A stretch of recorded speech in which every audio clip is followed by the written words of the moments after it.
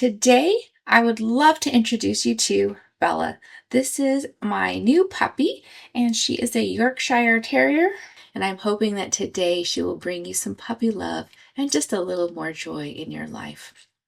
Welcome to my channel where I create content to support a foundation of freedom in your life based on faith, health, and finances.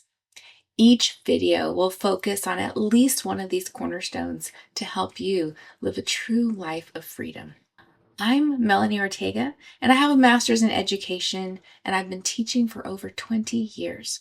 Today's video will be focusing on health as we dive into the principle of fasting. All right, let's get started. Look at the science behind fasting and how fasting does so much for our bodies to keep us healthy. I really like Dr. Berg, and he has some great videos, and he has an awesome article on 6 stages of fasting.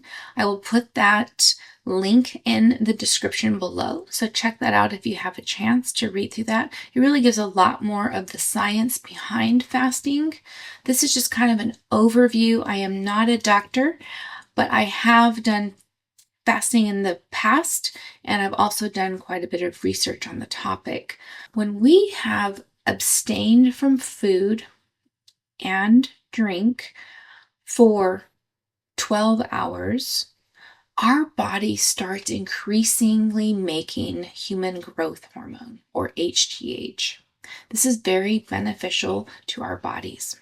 If we do a water-only fast, we are allowing our body to go in and get into these different stages of fasting that starts doing very increased health benefits. When we reach that 16-hour point, our fat burning process increases. This is really good if we are getting a little overweight. It is really easy in America to over consume. And I personally like to try to do a fast, seeking the Lord's guidance and will at the beginning of the year. So January is typically when I tend to like to do a time of praying and fasting. When we get between 16 and 24 hours, we get into a process called autophagy. And autophagy is when our body's cells start to destroy everything that is damaged. At 18 hours, our human growth hormone skyrockets. When we get to the 36-hour point, this is when we're getting to longer fasting times. So this is not quite at the 2-day mark. This is a day and a half, 36 hours.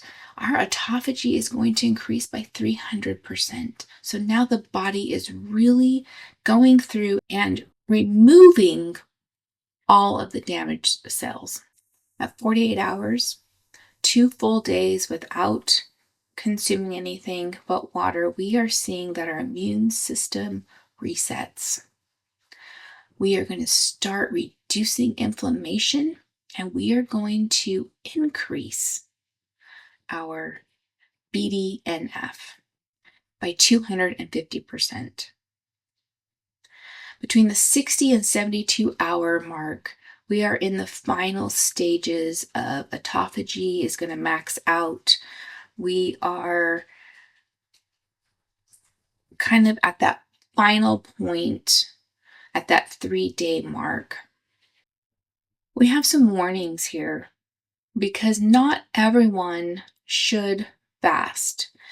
Make sure if you're underweight, have an eating disorder, or have a medical condition that you consult a doctor before ever doing any type of fasting. Also, make sure that you prepare yourself mentally and physically for times of fasting.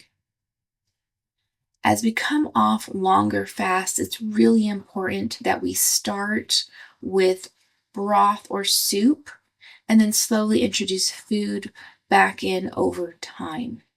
I would like to share a personal story of my fasting journey. Over the past several years, I have chosen to do 24-hour fasts at least once a year, typically in January, and it's a time for me to come humbly before the Lord, rely on Him to get me through that time, and to seek His guidance for that coming year. Sometimes I've done it twice in the year, but typically at least once. This year, I decided to go longer of a fast because the last few fasts that I did that were 24 hours, I noticed that it was almost too easy. I didn't really need to rely on the Lord as much as I had thought or as I had previously. So this time I decided that I would go 36 hours, hoping to truly get to that point of full dependence on the Lord. As I was reaching the 36-hour mark, I found that I still had no desire to eat, and I felt that I needed to go longer. Since I had never gone this long on a water or herbal tea type of fast before, I decided around that 40-hour mark to go ahead and start transitioning to eating.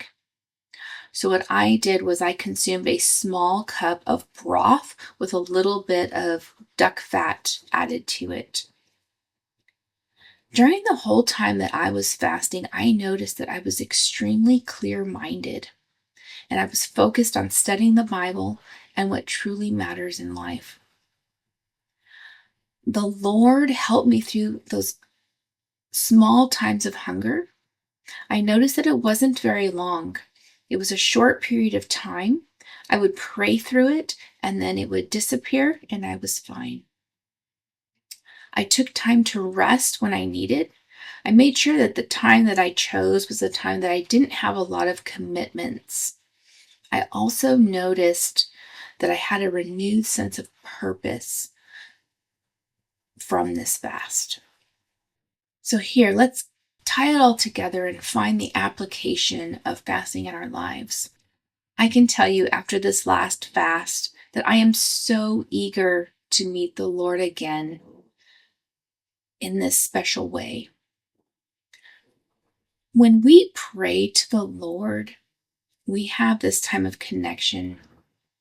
But when we humbly come before and we are abstaining from food and seeking the Lord in prayer, it puts our connection on a whole different level. We really are allowed to see what truly matters to the Lord. For me, as someone whose mind is constrained by education, I cannot suggest nor encourage someone who has never fasted to seek a 72-hour fast. But I can encourage you to embark upon a time of fasting. May it be intermittent fasting, where you only eat during a certain amount of time. For example, it's kind of common for people to eat noon to 6, a 6-hour window, and then their body is fasting for 18 hours. Maybe try that one time. Or OMAD, 1 meal a day.